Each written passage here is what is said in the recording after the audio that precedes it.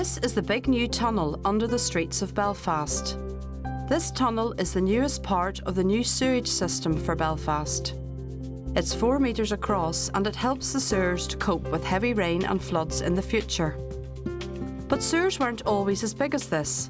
In fact, we have only had sewers for about 100 years. In the middle of the 19th century, Belfast was a growing city. Country people were moving into the town for work in the shipyards, the mills and the rope works. Many people lived in slums owned by the mill owners. They had to live in tiny, dirty, damp houses with everyone packed into one room. There was no running water or indoor toilet or pipes to take away the sewage. Wastewater was often thrown out of the front door, leaving the streets like a river of sewage. The whole street used just one toilet at the end of the street, a simple hole in the ground with a seat over it. When it rained, the toilet would overflow into the streets and the houses. The sewage was very smelly, and when it rained, the bricks that the slum houses were made from soaked up the sewage like a sponge. This spread disease to the people in the houses, and because the houses were very close together, the diseases spread very quickly. We asked the children in St Michael's Primary School, Ravenhill Road, Belfast, why we need sewers today. Without a sewage system, all our wastewater would pollute the environment. It is important that sewage is clean to remove the harmful bacteria and germs it contains which can make us sick. We produce 135 to 180 litres of sewage every day. Sewage is full of germs and diseases. 1 gram of human poo contains 10 million viruses. If sewage enters drinking water, diseases such as cholera and typhoid can spread quickly. We need to return clean water to the rivers and the sea as part of the water cycle. 14,500 kilometres of sewers bring wastewater from our homes and schools. This is Belfast Wastewater Treatment Plant, Duncrew. This is where the sewers from all over Belfast bring our wastewater to be cleaned and treated. There are millions of workers here, all busily working away on the nasty germs and rubbish that we find in wastewater. It's hard to believe that there are so many workers, but they can only be seen using a microscope. They are called bacteria, and they eat up all of the rubbish dissolved in wastewater.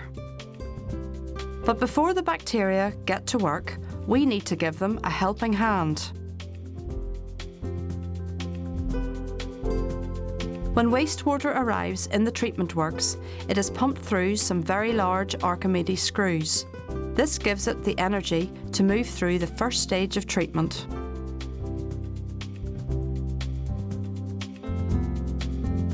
The wastewater has a lot of rubbish in it, and we need to take this out before it can be treated. These are the RBI screens, where paper, plastic and other floating rubbish are filtered out of the wastewater. This rubbish is all compacted and it ends up in landfill. About 40 tonnes of this rubbish is disposed of each month. The wastewater at this stage will still have fine materials such as grit and sand and other solids in it.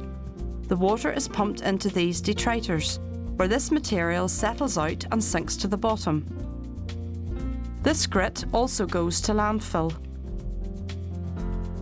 The system is designed to treat up to 3,660 litres per minute in a process that takes 12 hours. So if the amount of waste is too much, the process will be overloaded. This notch in the side of the channel is called a pen stop. The pen stop controls the amount of wastewater that goes into the treatment process. When there is too much, the water flows over the pen stop into the stormwater retention tanks, so it can be treated later when the flows have returned to normal.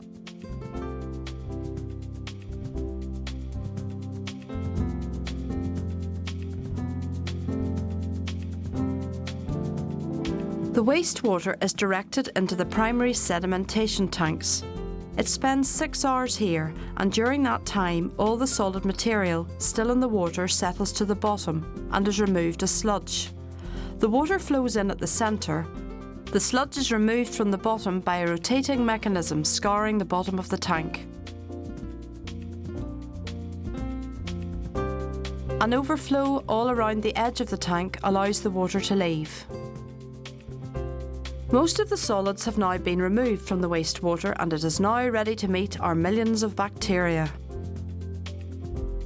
The water has lost all its potential energy by now, so it is pumped up 10 metres into a balancing tank before it flows down into the aeration tanks. Here it is mixed with activated sludge. This sludge contains millions of our bacteria workers, ready to go to work on the wastewater. They readily multiply in numbers in the right conditions, and to do this they need only two things: air and food. The pollutants in the wastewater are the food, and we pump air into the tanks. As the bacteria multiply and feed on the pollutants, they clump together and form heavier material called floc.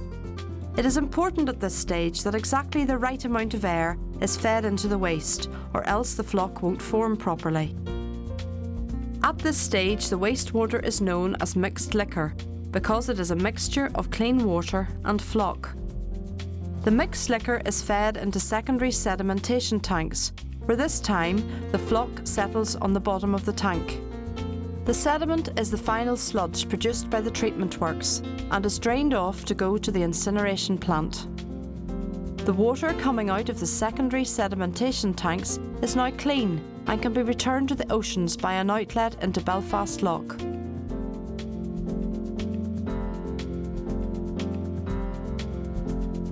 The water will not harm the environment and will eventually return to the atmosphere, and then the rivers as part of the water cycle.